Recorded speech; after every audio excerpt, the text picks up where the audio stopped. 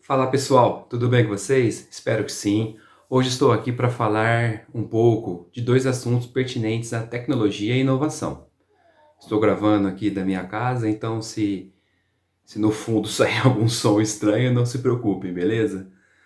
Seguinte, pessoal, nós falaremos aqui sobre pensamento computacional e Scratch. Nesse momento você deve estar aí virando, torcendo o nariz, falando, isso aí não é da minha área, eu nunca quero saber de programar. Eu acho que isso não é interessante. Por que que eu tenho que prestar atenção nisso? Por que que eu vou participar de uma reunião sobre esse assunto? Bem, pessoal, até o final da minha fala, né? Que acredito que não dê mais que 40 minutos, eu tentarei convencê-los de que programar é um recurso ótimo para a aprendizagem, independentemente da sua área de atuação. Não só porque é uma exigência hoje do mundo que nós vivemos, do século XXI, uma exigência tanto acadêmica quanto do mercado de trabalho, não só por isso, mas porque também o pensamento computacional ele vai vai fomentar a forma da gente estruturar o nosso pensamento, e o Scratch é uma ferramenta para começarmos a programar, independentemente da sua idade, independentemente do que você deseja para sua vida, beleza? Então vamos lá e tomara que eu consiga convencê-lo. E se você já acha, se você já gosta desse assunto, eu vou tentar deixar ele um pouco mais rico para você. Então é o seguinte, pessoal, a diretriz curricular de tecnologia e inovação, dentre os três eixos que ela prevê, as habilidades, tem um que é o chamado pensamento computacional. Hoje aqui eu não vou dar ênfase como a diretriz trabalha o pensamento, mas eu vou no cerne, vou lá embaixo mesmo, vou no alicerce do pensamento computacional. Digo já de antemão que esse assunto é tão bom, tão legal, que ele tem pouca teoria, ele é mais prática. Ele é mais prática, tanto plugada como desplugada, que a gente vai ver mais pra frente daqui a pouco. Então eu vou começar lá embaixo mesmo, da onde iniciou, quem começou com essa ideia, porque que hoje o mundo inteiro diz que a educação tem que ter o pensamento computacional. Em países de primeiro mundo há tempos já vem trabalhando, e a gente no estado de São Paulo começou este ano. Apesar das situações adversas, que infelizmente todo mundo foi submetido, os professores estão trabalhando de tecnologia, mas eu venho aqui hoje para falar que pensamento computacional e Scratch não é exclusividade deles. Qualquer área pode utilizar tanto este recurso pedagógico, que é o pensamento computacional, quanto essa ferramenta, o Scratch. Pois bem, vamos lá. Em meados de 2006, mais ou menos, essa professora, Janet Wing, ela escreveu um paper, não muito longo, de 3 páginas, falando dos benefícios que se ensinar programação traria a qualquer pessoa, a qualquer área de conhecimento. E isso repercutiu positivamente no meio acadêmico, porque muita gente já defendia que programação deveria ser ensinado para qualquer curso, independentemente de ser ciência da computação ou mexer com computação ou não, porque ajuda a desenvolver a forma de raciocinar, a forma de pensar, tem os passos certos para seguir para resolver um problema complexo. Então ela, quando escreveu esse artigo, repercutiu positivamente, né? Ela era da Universidade Carnegie Mellon, em Pittsburgh, e esse artigo foi intitulado de Computational Think, que é o pensamento computacional. Beleza, e dali para cá, de 2006, se você for pensar, 2006 não está tão longe no tempo. 2006 foi logo ali. 2020 para 2006 é pouca diferença. 2006 foi Copa do Mundo. E você vê então que de lá para cá é muito recente esse assunto, e ele vem reverberando, ganhando força e ganhando espaço, dada os seus benefícios que ele traz no aprendizado, beleza? Pois bem, só que o pensamento computacional, né, que traz como sendo uma habilidade para todos, não somente cientistas da computação, e que na educação básica deve ser adicionada junto com as habilidades analíticas, né, junto com ler, escrever e aritmética, Desenvolver o pensamento computacional é extremamente importante para as crianças e adolescentes. Outros já defendiam. Um desses foi Seymour Papert. Ele já defendia isso lá desde 72, que ensinar a programar traz benefícios para as crianças, para o aprendizado de todo mundo. E ele começou com o logo. Não sei se vocês lembram do logo, aquela tartaruguinha que você dava comando e ela fazia movimentos. Então veja que, apesar de o Wing já ter dito em 2006 os benefícios, outros também já narravam, já dissertavam a respeito desse benefício. Então, pessoal, o pensamento computacional, como o Wing defendeu no paper dela e outros vêm, ele ajuda a estruturar o pensamento, a forma de pensar, para resolver problemas complexos através de 4 pilares, que nós vamos ver aqui. E quando você desenvolve esses 4 pilares, a flexibilidade cognitiva, o cognitivo seu, ele fica mais apurado. Por isso, então, programar e ensinar através do pensamento computacional, independentemente da sua área de atuação, independentemente da área de conhecimento, em humanas, exatas ou natureza, humanas, exatas, natureza e linguagem em código, só vai trazer benefício no aprendizado da galera aí. Então vamos lá, continuando. Motivação. Eu vou dar aqui alguns motivos do porquê o pensamento computacional ele é indispensável hoje em dia. Primeiro, no Fórum Econômico Mundial, ele define 10 habilidades para o profissional do futuro. Dentre essas 10 habilidades, nós podemos destacar essas aqui, que com certeza são desenvolvidas através do pensamento computacional. Primeiro, resolver problemas complexos, não tenha dúvida, que quanto mais a gente evolui, mais problemas, e problemas com variáveis difíceis de ser determinadas, com muita mistura de informação, ela acontece. Basta ver o problema que hoje nós vivemos no nosso país. Uma crise sanitária, uma crise econômica, uma crise política, uma crise existencial, então está tudo junto e misturado. Pensamento crítico. Ter criticidade você só atinge quando você desenvolve a sua forma de pensar. Aqui talvez o pensamento crítico não é só uma habilidade do profissional do futuro, mas é uma exigência para se ter uma cidadania. Criatividade. Indiscutivelmente, talvez esse seja o principal ponto. Ser criativo. E a melhor forma de ser criativo é buscar soluções para resolver problemas. E flexibilidade cognitiva é expandir o horizonte, melhorar a forma de pensar.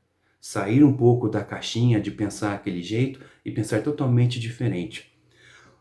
Fazer um atento aqui, muita gente às vezes compara o pensamento computacional com o pensamento, com o raciocínio lógico. Tem muita lógica no pensamento computacional, principalmente na hora de fazer um algoritmo, como nós vamos ver. Mas chega um determinado ponto que os dois divergem, eles vão cada um para um caminho. A lógica, ela sempre vai obedecer uma sequência matemática, rigorosa. O pensamento computacional não, porque o pensamento computacional ele visa uma coisa, resolver um problema. E muitas vezes a solução, o algoritmo encontrado, ele não é tão lógico. Ele não precisa seguir matematicamente correto. Basta que ele resolva o problema. Se ele resolveu, você encontrou um bom algoritmo. A gente vai ver isso daqui a pouco, mais pra frente. Eu só tô dando alguns spoilers aí. Depois, eu acho que é o principal, né, que é exercer a cidadania e a produtividade, porque quem está ingressando em nível superior hoje, ou vai ingressar, com certeza vai ter na sua grade curricular disciplinas de programação ou de pensamento computacional, isso vai variar o nome, mas eles terão para aprender o que é programar e talvez até programar, porque isso é indispensável no nível superior hoje, independentemente da área de atuação. Só um minuto, vou tomar uma água. Todo mundo vai ter que saber como programar, não para ser um programador, mas para não ficar tão perdido quando dá de frente com um aplicativo, com um software, com algum algoritmo. E principalmente desenvolver novas ferramentas. De alguns anos para cá, a gente viu muita coisa nova surgindo, principalmente por conta da internet. Os aplicativos de streaming para assistir filmes ou para ouvir música, os aplicativos para pedir comida, compartilhar carona, aluguel de carro. Isso são coisas que começaram agora, aluguel de imóveis, né? Tem um site muito famoso de aluguel de imóveis para viagens, que aqui no Brasil só tem 3 pessoas trabalhando nele e comanda o Brasil inteiro. Então são novas oportunidades que requer muito conhecimento da área do pensamento computacional.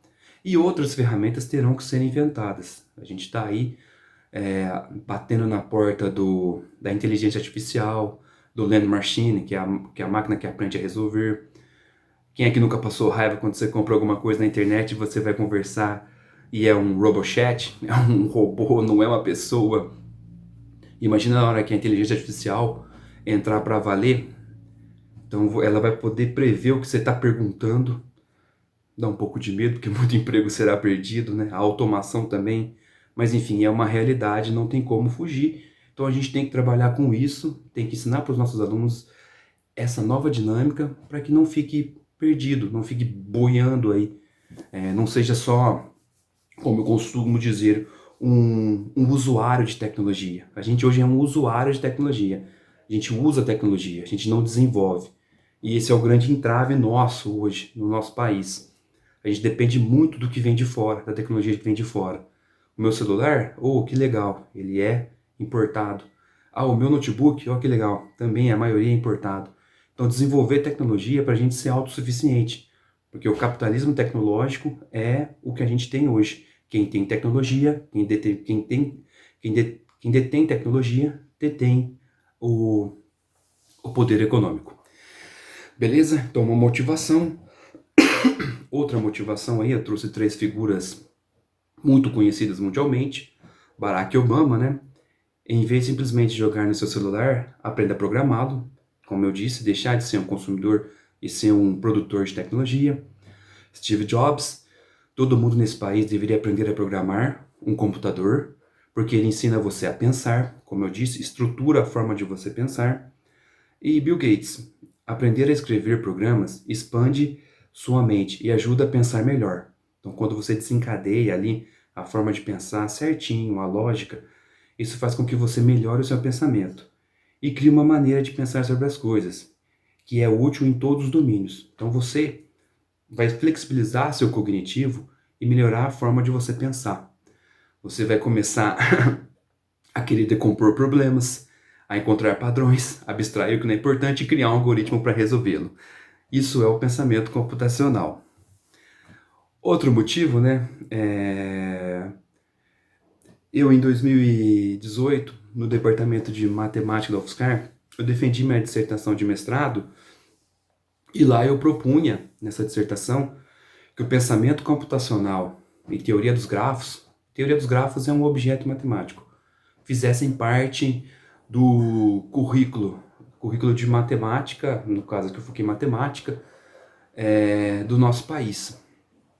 Eu tomei como base primeiro porque países desenvolvidos já fazem isso, países da OCDE já têm essas duas coisas como parte do currículo, mas também porque eu pensei o seguinte, eu quero fugir de teoria, eu quero uma coisa que seja chão da sala de aula, eu quero uma coisa que seja mão na massa, que ele pegue, que ele experimente, que o aluno, no caso, e sinta a transformação. Ele se sinta útil, fala, nossa, eu fui criativo, eu resolvi esse problema.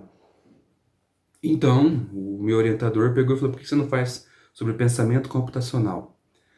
Programação, eu já não entendia maravilhosamente bem, né? Sabia uma coisa ou outra. E aí, na hora que eu mergulhei nesse assunto e fui me especializando, eu fui me apaixonando e gostando, e vendo que realmente isso daqui é muito mão na massa, é muito sala de aula, é uma delícia, independentemente da área, dá para aplicar. Então eu dissertei, escrevi e apliquei com alunos, no caso eu apliquei na Escola Domingos Teodoro de Azevedo, em São João da Boa Vista. Aí tá a sala que eu apliquei, foi uma aprendizagem colaborativa, que dentre dos desafios a gente tinha esse daí, ó, o desafio 2, tá aparecendo no cantinho esquerdo, que a gente tinha que resolver o seguinte problema para o professor João. Eu quero sair de São João, passar uma e somente uma vez em cada rodovia dos 15 municípios de São João da Boa Vista, vou passar uma vez só em cada rodovia e retornar para São João. Pois bem, eles começaram a quebrar a cabeça, não chegaram ao resultado, porque aparentemente não tinha solução ali na hora. E aí então a gente começou a estruturar o pensamento computacional para resolver esse problema. A gente quebrou o problema em pequenos problemas, problemas menores. Nesses problemas menores a gente começou a procurar padrões, características comuns. A gente encontrou várias. Dessas a gente abstraiu, pegou o que realmente era importante ou não. E com o que era realmente importante, nós criamos um algoritmo. Nós criamos uma solução. Se alguém quiser perder tempo e ler minha dissertação, tá lá os caminhos que a gente seguiu. Mas a gente chegou à seguinte solução, que quantas cidades têm números pares de rodovias, é possível você sair de uma, passar uma e somente uma vez em cada rodovia e retornar para a sua cidade de origem. E a gente descobriu isso, foi fantástico, eles adoraram tal. A gente depois aplicou em outros mapas, viu que era possível. Deixei um problema maior para eles, será que no mapa de rodovia do estado de São Paulo era possível fazer isso? Aí uma menina, acho que foi uma menina, ela pegou e falou que não, porque com certeza vai ter cidades que não tem números pares de rodovia. Fantástico, beleza. E ali ficou aquela ideia de descobrir um algoritmo, né? Depois, nos outros dias, eu voltei e expliquei que não, que a gente não tinha descoberto nada. Infelizmente, matemática não dá para descobrir mais nada, né? A gente talvez está chegando no ápice dessa disciplina. Eu falei, o que a gente determinou era o teorema de Euler. Mas tem uma coisa interessante, né? A gente nunca tinha ouvido falar de Euler, a gente não viu na internet Euler, a gente não pesquisou sobre esse maluco, mas a gente chegou ao teorema dele. E aí eu expliquei, dei os conceitos, que a gente tem que dar os conceitos, mas o interessante foi que foi totalmente feito sem computador, somente com fichas de atividades e os alunos ali, em grupos, resolvendo pequenos problemas, tentando encontrar padrões, abstraindo o que não é importante e criando um algoritmo, seguindo o passo a passo do pensamento computacional. Então aí eu fico muito feliz de ter hoje o pensamento computacional como algo a ser ensinado na nossa rede, que é o primeiro passo para o avanço, tanto da educação quanto do desenvolvimento tecnológico, que é o que a gente está anos e anos atrás dos outros países. Beleza? Então vocês viram que definir o PC, né, pensamento tecnológico, desculpa, pensamento computacional, é complicado, porque várias pessoas definem ele de alguma maneira. Entretanto, a gente pode definir o que não é. Então, o que não é pensamento computacional? Primeiro, só utilizar computador.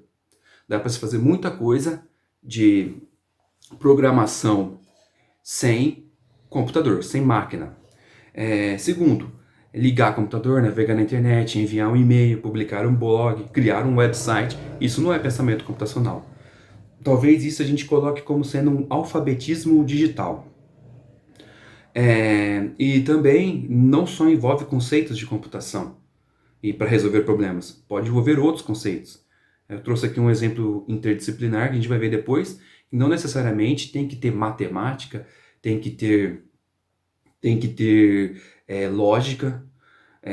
A galera de humanas e linguagem deve estar achando que não tem nada a ver com a minha área. Tem, porque saber escrever corretamente é indispensável, principalmente na criação de um algoritmo.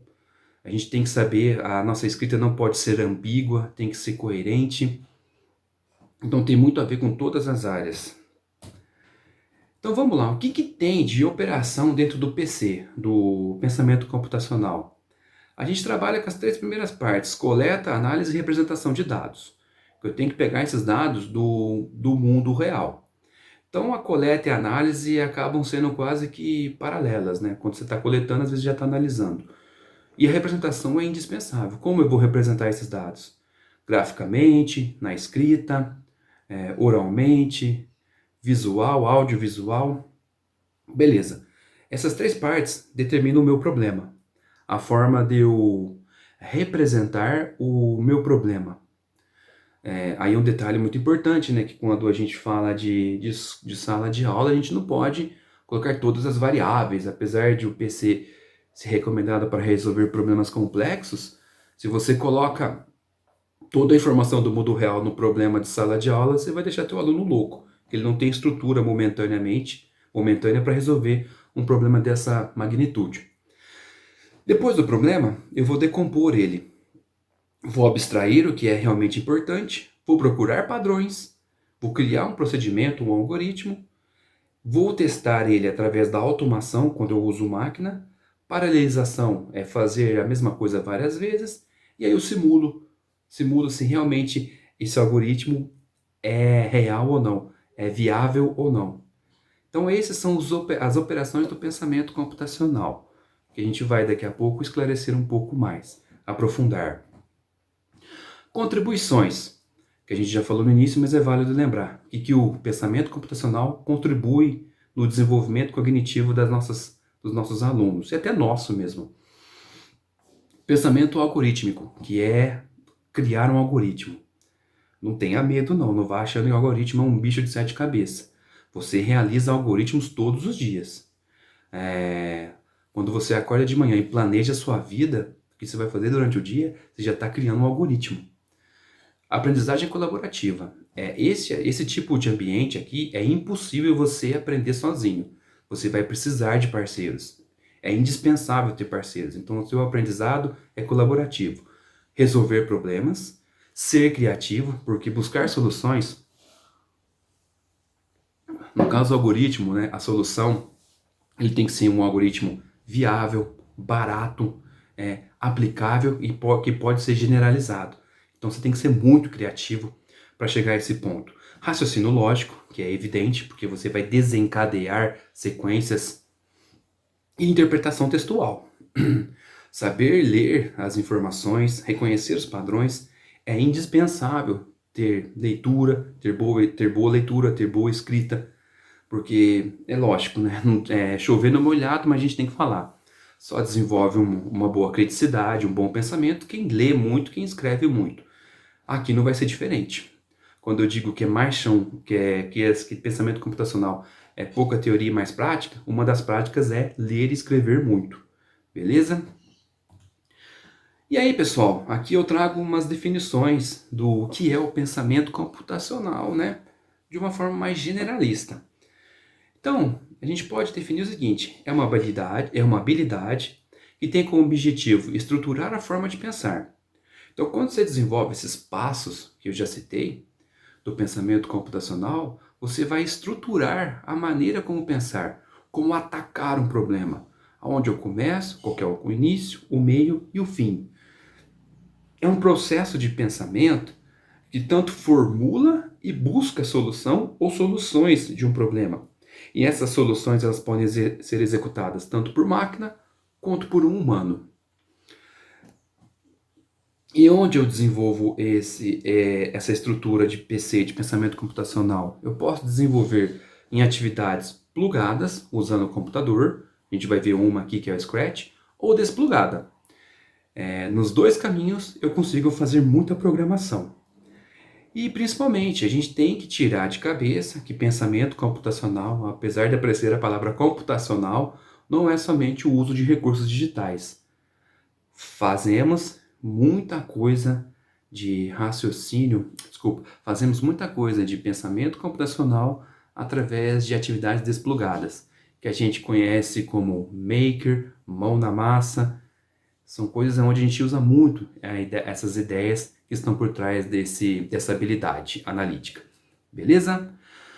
Fechamos aqui uma parte que é a definição do que é pensamento computacional. Se você tiver a oportunidade de ler a diretriz curricular de tecnologia e inovação ou pesquisar mais sobre o assunto, eu recomendo, que aí você tira suas próprias conclusões. E talvez possa se convencer mais ainda de que é um bom recurso para o seu dia a dia como professor.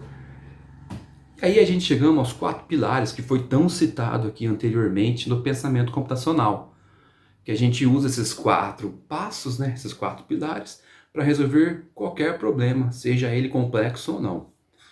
Então, quais são esses 4 pilares? Decomposição de um problema em problemas menores, reconhecimento de padrões, abstração e o algoritmo. Qualquer problema, seja ele de computação ou não, de dia a dia, a gente resolve nesses 4 passos do pensamento computacional. Eu vou chamar pensamento computacional aqui às vezes de PC, tudo bem? Então, quando eu falar PC, não estou falando de professor coordenador, não. Estou falando de pensamento computacional. Então, o PC, ele trabalha com esses 4 pilares. E a gente vai explorar cada um deles aqui agora. O primeiro é a decomposição. Então, você tem um problema complexo, um problema grande, e para resolvê-lo, você quebra em probleminhas menores. É o primeiro passo. Então é dividir esses probleminhas menores para facilitar tanto o gerenciamento, o desenvolvimento ou a resolução do problema. Quando você quebra em pedaços menores, você gerencia melhor. Uma empresa funciona assim, divide a empresa em departamentos, cada departamento é gerenciável e depois tudo se reúne. Analisar dos problemas para identificar partes que podem ser separadas. Então você, dentro do problema, mesmo grande, você primeiro analisa o que pode ser quebrado. Ah, eu vou quebrar dessa maneira, não dessa outra. E assim você consegue facilitar a forma de enxergar o problema. O que era complexo acaba ficando mais simples. No nosso exemplo aqui, né, resolver um crime pode ser um problema muito complexo, porque há muitos elementos a ser considerado, que é, no caso, a semelhança, o tempo, a cena do crime, o local, as vítimas, os possíveis culpados. Então não dá para trabalhar com tanta informação numa coisa tão complexa junto e tudo misturado. Então você quebra por etapas. E aí você então consegue enxergar melhor o problema. Então isso é decomposição. Depois vem um reconhecimento de padrões. O que é o reconhecimento de padrões? Nesses problemas menores, eu vou buscar características comuns, que é comum a um ou a outro, e ver o que está aparecendo em todos os problemas. Então, identificar padrões é uma coisa que a gente traz da nossa infância. E não tem como. Você sempre identifica padrões em tudo que a gente faz. E o ser humano, ele se adaptou a buscar padrões. Você busca padrões em tudo. Até mesmo no aleatório, tem gente que quer buscar padrão. E às vezes tem, né? Até no aleatório, às vezes tem padronizações. Então aqui eu trouxe 2 exemplos de como identificar padrões para facilitar a resolução de um problema. No nosso caso aí, o AVC. Uma pessoa que está tendo um acidente vascular cerebral, ela tem alguns padrões, que são eles, né? Dificuldade para falar, desvio na boca, formigamento ou fraqueza de algum lado do corpo, dificuldade para enxergar, uma forte dor de cabeça súbita. Então isso são padrões, características de quem está tendo um AVC. Outro aqui é identificar aves para classificá-las. Então a gente tem aí 5 tipos de aves e encontrar um padrão para poder classificá-las. Então se você olhar esses passarinhos aí, talvez a melhor maneira de classificá-los é através da padronização do bico. Então você vê que a gente tem aí 3 aves com bico quase semelhantes e 2 ali quase do mesmo. Então a gente pode criar 2 grupos diferentes de aves, né, através da classificação do bico. Beleza? Aí esse é o reconhecimento de padrões. Depois, a gente vai para a abstração. A abstração, pessoal, talvez seja uma das etapas mais difíceis que tem dentro do PC. Porque aqui é a filtragem, é a refinação, é refinar o que você está, refinar o olhar, tentar enxergar melhor o que está acontecendo. Aqui muitas vezes é dispensar o que não está sendo útil e focar naquilo que realmente vai me trazer uma solução. Então essa é a parte de você pegar tudo o que você reconheceu, o que foi comum, e ver o que realmente pode ser usado para criar um algoritmo e assim ter uma solução viável. Então, pessoal, nessa parte aqui, às vezes acaba tendo muita testagem. Eu vou testar o que é bom e o que não é. Um exemplo que a gente traz é o metrô do mapa. Ele é uma abstração do mundo real. O mapa, ele não é em si a realidade, mas ele traz um exemplo do que está acontecendo no caso das estações de trem. Uma pessoa que vai utilizar o metrô, ele tem que focar da onde ele está para onde ele quer chegar. E ele dispensa todo o resto. Vamos supor que ele vai ter que fazer uma viagem da linha amarela para a linha azul. Então ele foca nessa parte. Qual é o caminho, quais estações ele vai passar para chegar até lá. Se vai ter que fazer baldeação ou não. No exemplo que eu dei, vai ter que fazer. Mas ele tem que focar nisso. Isso é abstrair. E por fim, pessoal, o algoritmo. A gente acha que esse é o principal, é aonde eu tenho que chegar, criar um algoritmo. Nem sempre, né? Quando se fala em desenvolver cognitivamente o aprendizado, né? Desenvolver o aprendizado, melhorar cognitivamente a forma de pensar, o algoritmo é a etapa final e não é o chá de tudo. O chá é passar por todas as etapas, porque aí depois fica fácil você estruturar um passo a passo. Então vamos lá. Aqui eu vou mostrar para vocês o quanto que é importante leitura e escrita na hora de desenvolver o algoritmo. Primeiro, como eu defino o algoritmo? Lembre sempre, um algoritmo é uma receita. E uma receita, você tem que ter o passo a passo bem explicado do que você vai fazer. Para que qualquer pessoa, especialista ou leiga, na hora que pegar essa receita, ela consiga realizar, fazer o bolo, fazer uma torta aí. Então o algoritmo é isso. Ele é um passo a passo. Cada passo tem que ter uma escrita perfeita, o verbo de ação bem definido, bem legal. Cada passo é recomendável que tenha apenas um verbo de ação. Vamos pensar na receita do bolo. Pegue os ovos, pegue a batedeira, quebre os ovos. Então é bem estruturado que qualquer pessoa consegue entender. Não pode ter ambiguidade, não pode ter palavras de sentido duplo, porque senão a pessoa pode se confundir e não consegue executar. Isso é um algoritmo, é criar o passo a passo, sem ambiguidade, com clareza e coerência, que qualquer pessoa consiga resolver. Aqui eu coloquei 2 exemplos, né? Fritar um ovo, passo a passo para fritar um ovo, e na hora de escovar os dentes. Fritar um ovo, então você pega a frigideira, ligue o fogão, passe a manteiga na frigideira, quebre os ovos dentro da frigideira, espere, frite durante 2 minutos de um lado, vire do outro lado, frite mais 2 minutos, coloque um prato, coma. É o algoritmo para fritar um ovo. Um outro aqui, escovar os dentes. Início, escovar os dentes. Você começa a escovar. Faz uma pergunta, um fator de decisão.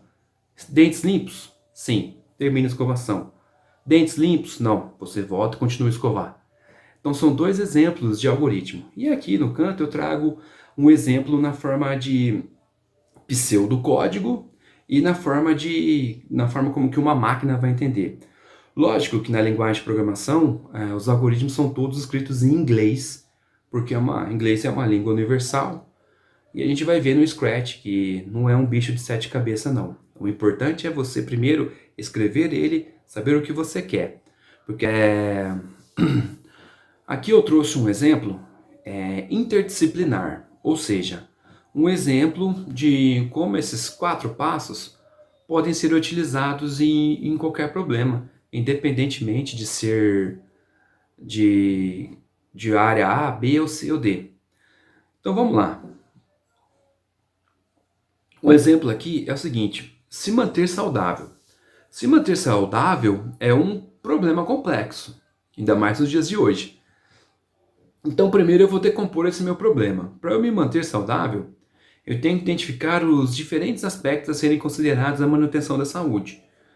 Identificar as categorias de alimentos e as especificidades de profissionais que podem me ajudar. Então primeiro, eu tenho que definir o que eu tenho que comer com base no que eu tenho para comer. Procurar quais profissionais que eu tenho que consultar, um cardiologista, um nutricionista, ter uma rotina de treinamento. A minha profissão é sedentária demais, o que eu posso fazer, o que eu posso melhorar. Depois disso, eu vou identificar padrões, reconhecer situações adversas, como o peso incompatível com a altura e a idade. Então eu vejo lá, aí no caso já dei um spoiler que o cara está pensando em usar o IMC. Mas será que o IMC vai ser mais aplicável ao meu biotipo?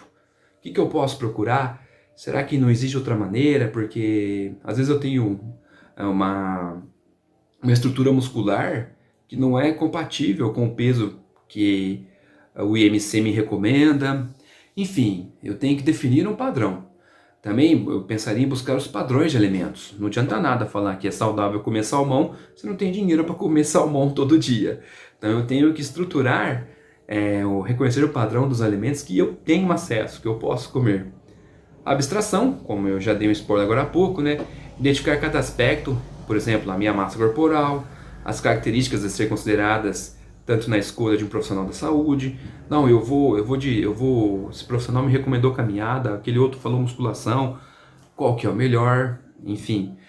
E selecionar, como eu disse aqui, os atributos importantes dos alimentos, o que dá para eu comer ao longo do meu dia, que cabe no meu orçamento. Enfim, eu crio um algoritmo. E esse algoritmo ele vai ser definição de rotinas, né? Como rotinas, porque lógico, né? Qual que é o algoritmo para se manter saudável? Ter uma rotina saudável, evidentemente, com alimentação boa durante o dia, exercícios e tudo mais.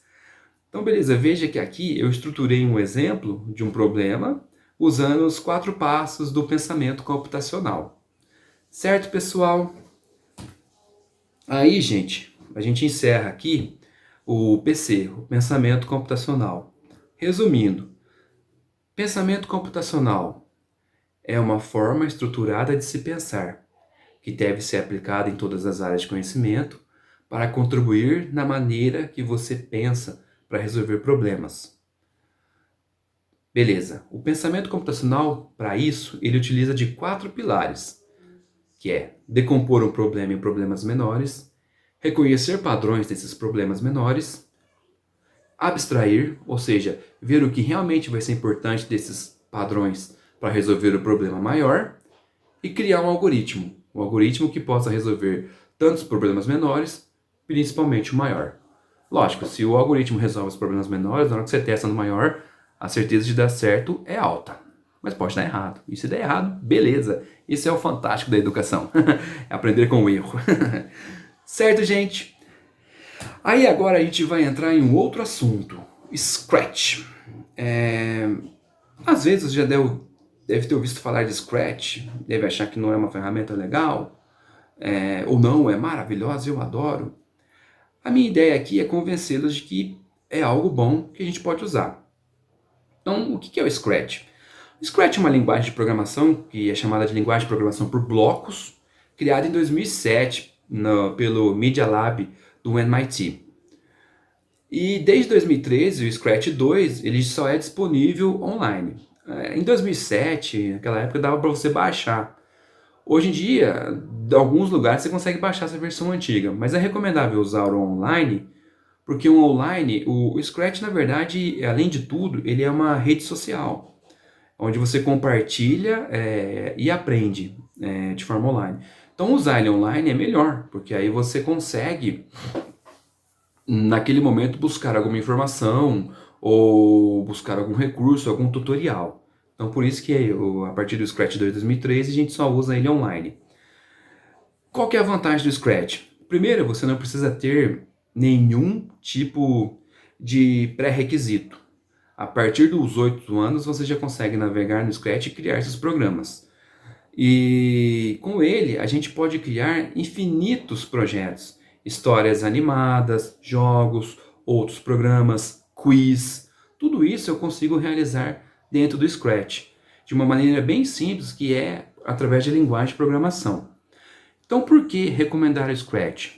Eu estou falando aqui com vocês, professores. Quem já usa Scratch, beleza, legal, vamos dar uma aprimorada. Mas para quem não usa e quer aprender, começar a programar, para mais para frente usar isso na sua sala de aula, ou talvez, né, nesse momento que a gente está de aulas online, oferecer para o aluno um lugar para ele poder pesquisar, oferecer para o aluno um lugar para ele poder aprender a programar, o Scratch é uma boa ferramenta. E é isso que nós vamos ver aqui. Então, como eu já disse, né, primeiro que é online, né, fácil acesso, é livre, você não tem que pagar nada, não requer reconhecimentos prévios, é uma rede social, mas é uma rede social diferente dessas que você já usa, porque ele não te coloca numa bolha, ele não tem Big Data dentro dele. Então, se você começa a ver mais animação, na hora que você entra no outro dia, ele não vai te colocar só animação. Você vai poder ver tudo. Funciona no mundo inteiro, então tem projetos ali de crianças da Arábia Saudita, tem projetos ali de adulto dos Estados Unidos, tem projetos de brasileiros. E o que você faz, você vai poder compartilhar com todo mundo. Contribui muito para o aprendizado, principalmente para começar a programar, para ganhar prazer por essa parte de programar. E é o início. Um bom caminho para começar é o Scratch. O que eu vou fazer agora, a gente vai navegar pela página, pelo website do Scratch. Mas caso você queira futuramente rever alguns conceitos, porque, pessoal, muito de pensamento computacional e do Scratch é aquela expressão em inglês, né? Do it yourself, faça você mesmo. É você mesmo entrar lá, ver e ir criando. Vai dar errado? Vai. Mas é através do erro que você vai buscar a solução e aprender melhor ainda. Não tem muito segredo, faça assim, faça assado. A partir do momento que você já se inscreveu naquela página, é você mergulhar e ir aprendendo, como a gente vai ver. Mas caso, se você quiser algum tipo de orientação ou passar as orientações para os alunos, aí no nosso canal, Comunidade de Aprendizagem Docente, nós temos lá o Scratch básico. São 4 vídeos que a gente mostra o passo a passo de como se inscrever, como navegar e como começar o primeiro programa. E dali para frente é do it yourself, faça você mesmo, vá testando. Certinho? Então, pessoal, no nosso primeiro mergulho nesse ambiente, o que nós vamos fazer? Nós vamos conhecer a página, fazer login, conhecer alguns projetos, né? Porque tem muito projeto bom lá dentro.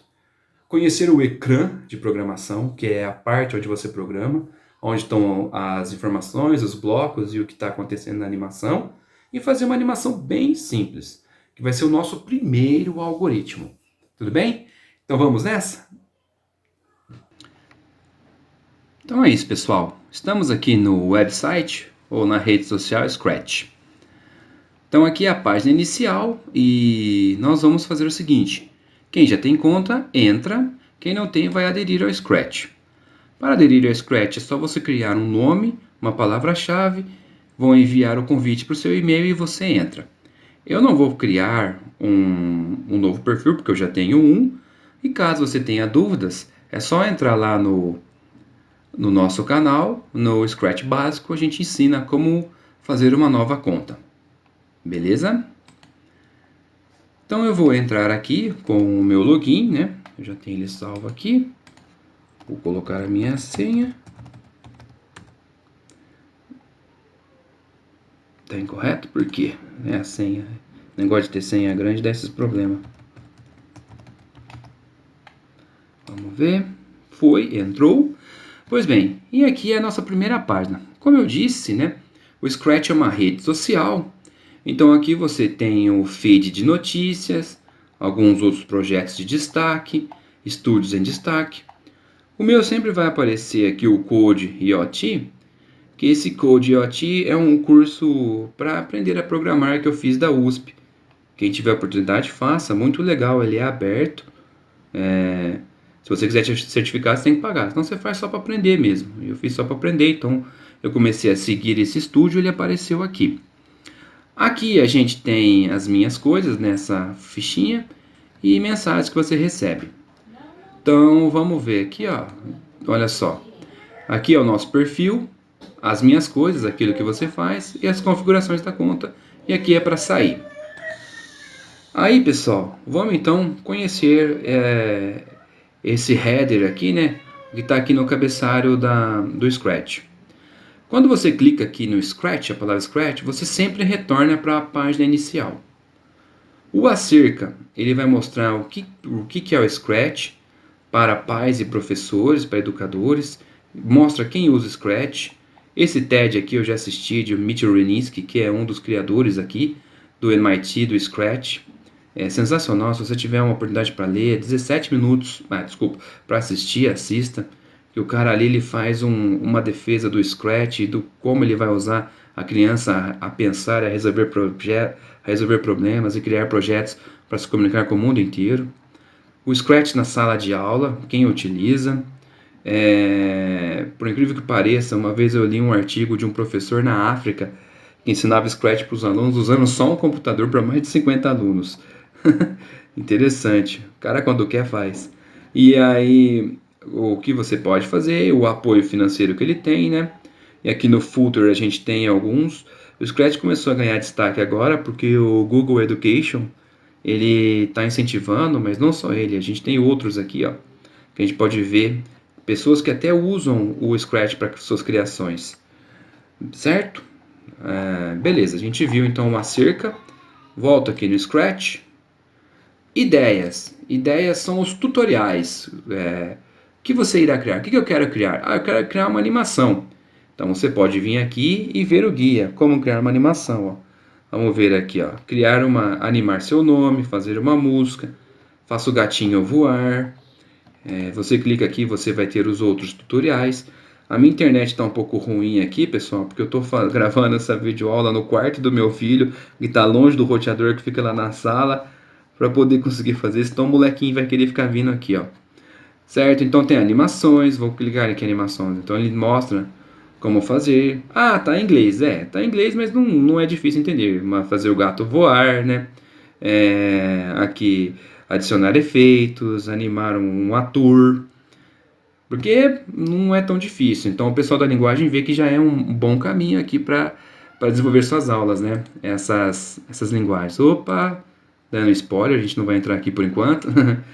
Explorar. No explorar, aí você pode ver outros projetos. Como eu disse, o mundo inteiro compartilha projetos aqui. Então tem coisa de todo mundo. Vamos pegar um para ver? Como a gente vai fazer uma animação, vamos ver alguma animação, né? Então vamos pegar aqui uma animação, ver se a gente acha de algum brasileiro aqui. Vai ser difícil, né? Porque mesmo os brasileiros que fazem, eles escrevem em inglês.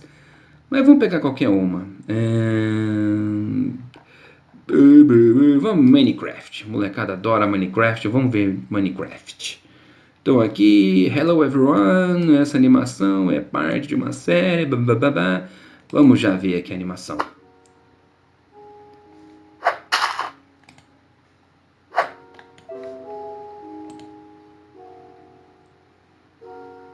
Bem dark side, hein? Mas beleza. Olha só, vamos dar um game over. Então vamos ver. Aqui é a animação do cara. Quando você entra aqui no ver por dentro, vamos ver, olha só, tem a programação de como ele fez, né? Então tá vendo? Aqui ó, são os personagens, né, que ele foi criando e os códigos que cada um vai ter. Lógico, vocês viram que tá, apesar de ser medonho, tá bem feitinho, né? Então tem muita coisa interessante aqui, ó, da programação dele. Já vou dar um spoiler aqui, ó. Backpack é a mochilinha. Vamos supor, pô, eu gostei desse menininho aqui que ele fez, esse personagem. Eu vou usar na minha. Então você pode vir aqui, ó, e adicionar. Pá, tá aqui. Então na hora que você joga no seu programa, na sua programação, já vem tanto o personagem quanto o que ele faz, a programação dele, certo? Beleza. Então a gente viu aqui um exemplo de um projeto. Então dá pra gente explorar. Faltou eu mostrar uma coisa. Vamos ver se eu consigo achar ele lá de novo. Vamos ver, ele some porque ele já me oferece outros. Mas vamos supor, tá em animação, né? Deixa eu colocar em animação. Aqui, beleza. Vamos supor que você queira melhorar o projeto dele. Só você vir aqui em remisturar. Você entra em remisturar, aí você pode adicionar alguma coisa ou tirar outra. Daí então você publica novamente. Aí eles formam tipo uma ramificação. Tem o original, que o dele vai continuar, e vai ter um outro que é o seu, que é onde você fez modificação. Você remixou. Como eu disse, é uma comunidade aberta, então tudo que você faz fica livre para todo mundo usar ou melhorar. Tudo bem? Lógico, né, que na hora de publicar você dá os créditos a quem fez o original, porque o correto é isso. Então, beleza, vamos voltar aqui no Scratch, na palavra Scratch. E aí, agora nós vamos começar a nossa animação, animation, vamos lá. Então eu entro aqui em criar. Quando eu entro no criar, a internetinha está um pouco lenta, né? Isso aqui é o ecrã, é onde a gente programa. Caramba, que ventarola. Então aqui ó, tem os códigos, né? códigos eles estão em inglês. Ah, meu inglês é fraco. O meu, por exemplo, é o inglês britânico de quem nasceu na Austrália e vive no Texas. Então você pode mudar. Você pode vir aqui, ó, procurar o português brasileiro e muda. E os códigos ficam todos em português, para facilitar. Mas eu vou na raça, né? O melhor jeito de aprender é ir na raça.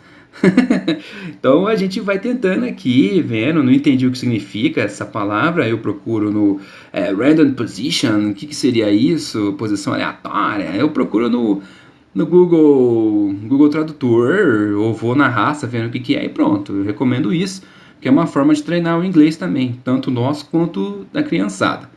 E como eu disse, é o começo da programação, então já vamos aprendendo inglês para já facilitar. Essa parte aqui mostra pra gente o que o personagem está fazendo, beleza? Esse gatinho aqui é chamado Ed, né? Eu detesto esse personagem, mas é o que tem. E aqui a gente mostra a posição dele, né? Onde ele está no eixo X e no eixo Y, ele está no meio, né? Lembrando que aqui tem um eixo cartesiano, invisível. E aqui a gente determina o tamanho dele, a direção, se ele vai aparecer ou não.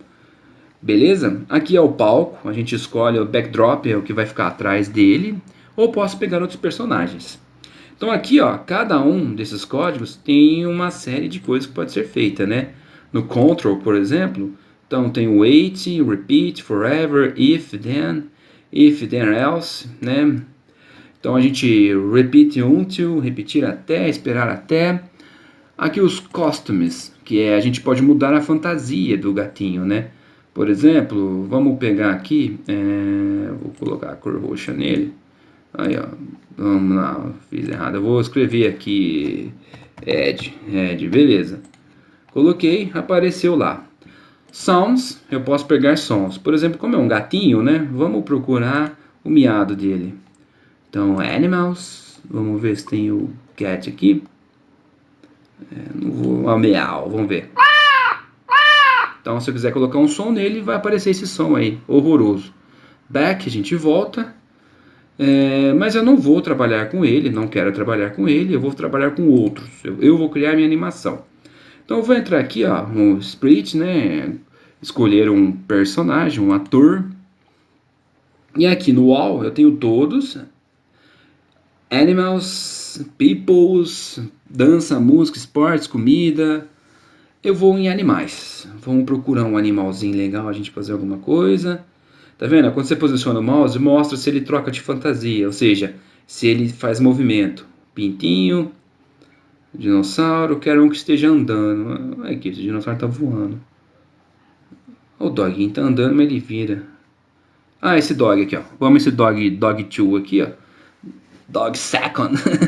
Vamos pegar ele. Beleza, peguei ele, olha só. Então veja que eu não estou gostando, achando ele muito grande. Eu vou diminuir ele um pouco, o size, o tamanho. Vou colocar 80, certo? Lembrando que se estiver com dificuldade, é só vir aqui no globinho e escolher a língua que você quer. Vamos pôr aqui em árabe. Fica mais da hora ainda. Em chinês aqui. Olha que da hora. Não, vamos voltar lá pro inglês. Vamos voltar pro inglês. Puta, agora eu perdi o inglês, hein? Cadê? English. Aqui é English, beleza. Vamos voltar pro inglês. Tá vendo que pode ficar pior, né? Agora eu vou escolher o meu palco, né? O backdrop aqui. Como é um cachorrinho andando, vamos pegar um lugar legal para ele andar, uma cidadezinha, uma coisa do tipo. Nossa, ele andando aqui nisso, vai ficar sinistro, hein, não? Dentro da casa? Não, dentro da casa não. Cadê uma rua? Cadê uma rua? Ah, aqui uma rua. Urbana. Beleza. Aí tá o doguinho. Vou posicionar ele melhor aqui, ó. Eu ainda tô achando ele um pouco grande em relação ao meu palco. Eu vou dar uma diminuída, vou colocar 70. Tamanho dele. Beleza, ficou legal. Fantástico. Eu não vou mudar a cor dele não aqui em Costumes, eu vou deixar ele com essa cor mesmo. Ó, quem for professor de inglês e achar que eu tô falando errado, é assim mesmo, viu? Brincadeiras. Então, beleza. O que eu quero aqui na minha animação? Eu quero que ele lata, né? Eu quero que ele fale uau uau. E ele vá até o fim aqui da rua. Ele vai andar até o fim da rua. Então, primeiro, isso vai acontecer quando eu clico na bandeirinha, né? No Go. Então, o primeiro comando que eu tenho que colocar é o quando clicar na bandeirinha. Então, eu venho aqui em evento, né? É um evento. Então, quando eu clico na bandeira, o cachorro vai fazer alguma coisa. O que eu disse no início é que ele lata, né? Então, eu vou vir aqui em look e aqui, ó, say hello for 2 seconds. Eu vou pegar aqui e vamos colocar uau uau, né? O cachorro fala uau uau, exclamação. Na hora que eu clicar na bandeirinha, uau uau, por 2 segundos. Aqui tem um delay entre os 2 segundos reais e os 2 segundos do website, que é normal. 2 segundos para falar uau uau é muito tempo, eu vou colocar um só. Beleza, uau uau. E eu quero que ele ande, como eu disse, eu quero que ele caminhe, né? Que ele venha até o final da rua, que é assim, ó, pá, pá, pá. Então, se ele vai mover, move 10 passos. Vamos ver. Mover 10 passos. Eu não dou nada, né? De novo. Foi. De novo. Foi. De novo. Foi. Tá vendo, pessoal? Que eu já tenho a minha primeira programação, mas não tá legal, né? Toda hora eu vou ter que ficar clicando na bandeirinha para ele falar uau uau e andar 10 passos. Eu quero que ele já vá direto. Que eu clico a primeira vez e ele já ande quase até o final. Então eu vou repetir, eu vou paralelizar uma mesma coisa. Lembra quando eu disse paralelização lá no pensamento computacional? Então eu venho aqui em Control e eu posso forever, que na hora que eu vou colocar o forever só para mostrar que ele vai para sempre, vai andar 10 passos. Vamos ver? Vou 10 passos. Mas ele sempre vai até lá, não tá legal. Na hora que você clica, ó, ele continua lá, porque ele está seguindo a linguagem de programação. Ele vai, fala uau uau e sempre ande. Lógico que ele sai aqui da tela de programação, do ecrã. Como eu faço para ele voltar para o início? Eu quero que ele volte para o início aqui. Então eu vou pegar aqui, ó, o motion. Então go to, ele sempre vai partir dessa posição. Deixa eu puxar ele para cá, né? Vou colocar ele aqui. Vamos pegar ele aqui, né? Tá acionado. Vamos pegar. Beleza, eu quero que ele sempre saia daqui. E toda vez que clicar, ele vai sair daqui. Então eu vou pegar, né? Go to, ele sempre vai.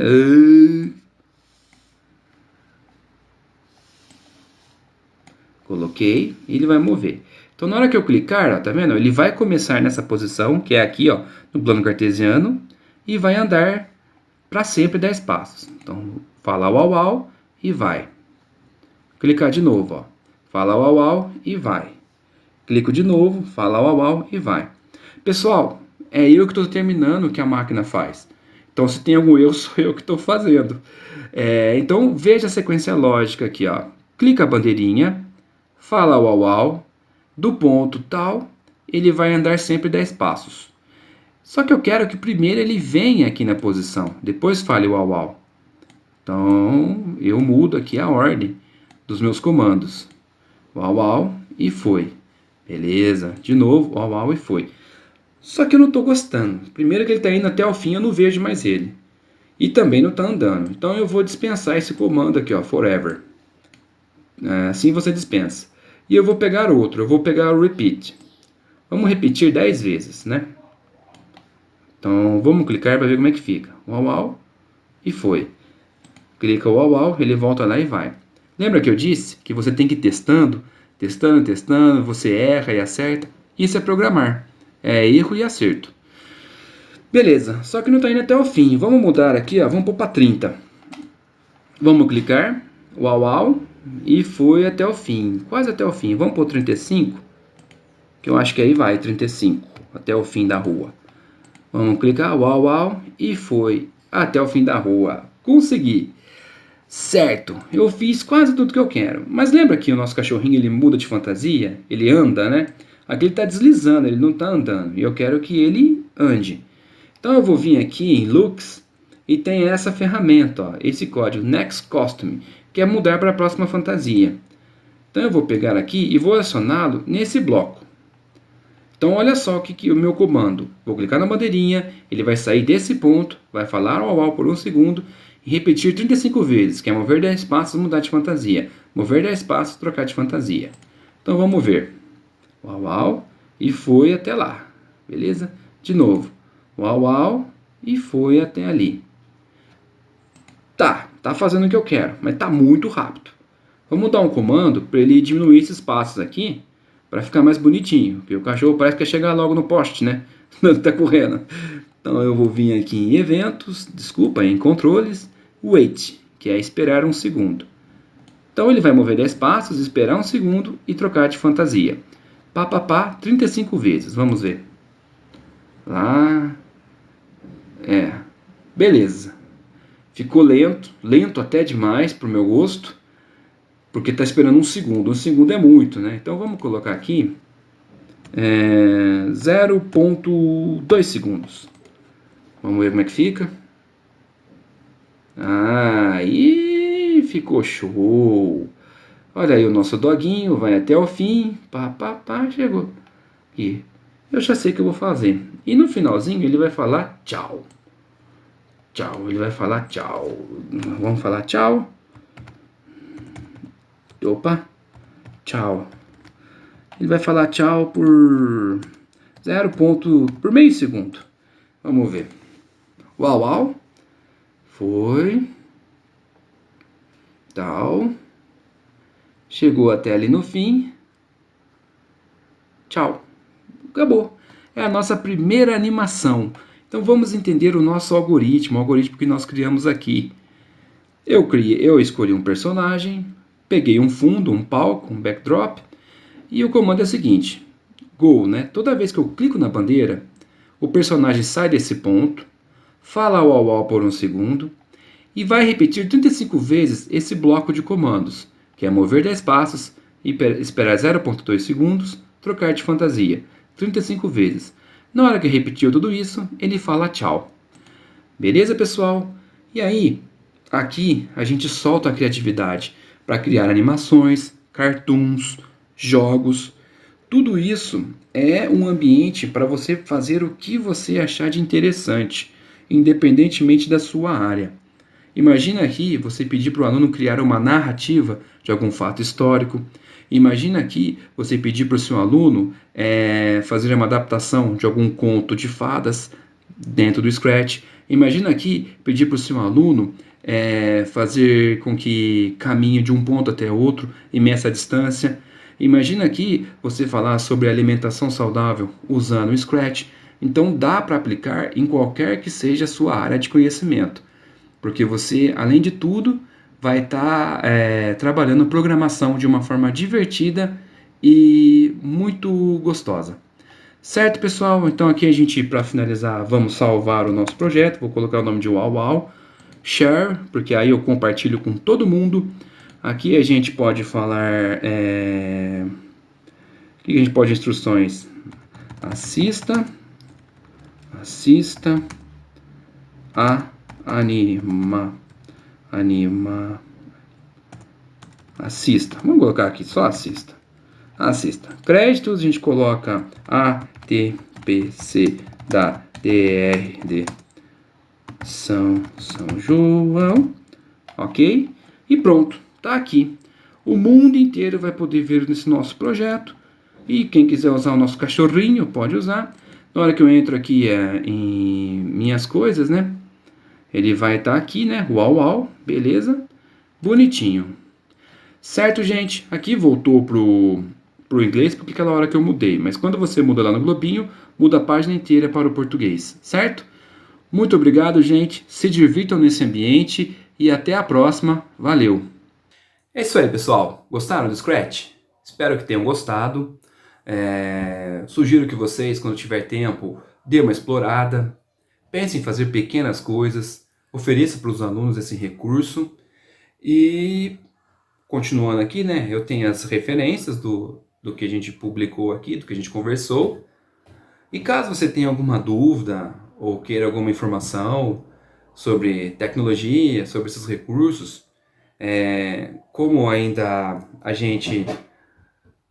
a volta para as aulas presencial vai demorar, né? Infelizmente vai demorar.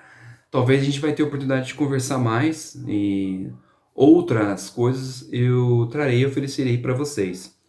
Eu vou mandar um link que vai aparecer para vocês aí daqui a pouco, que é um Forms, que vocês respondam, coloquem lá suas dúvidas, o que vocês gostariam de receber, do que eu puder ajudar, eu ajudarei, mas eu coloco à minha disposição esses dois canais aí, o WhatsApp e o e-mail institucional, para quem quiser trocar alguma informação, quiser trocar algum aprendizado, estou à disposição para isso. Apesar de estarmos vivendo um momento de correria, eu prefiro que entre em contato comigo pelo WhatsApp. Com o WhatsApp eu consigo pegar o celular na mão e ver. Demora às vezes para responder, mas eu respondo. E principalmente, pessoal, você professor de tecnologia ou não, se inscreva aí no nosso canal, né? Comunidade de Aprendizagem Docente, e acompanhe os nossos vídeos. Nós vamos começar a subir aí vídeos dos cadernos de tecnologia. Estou pensando um pouco ainda, dando uma estruturada, porque quem já viu o caderno viu que ele foi feito para atividades presenciais, e a gente vai ter que adaptar para atividades online, e como fazer isso, né? Então, dando uma estudada com outros PCNPs, também de forma online, para ver como a gente pode orientar.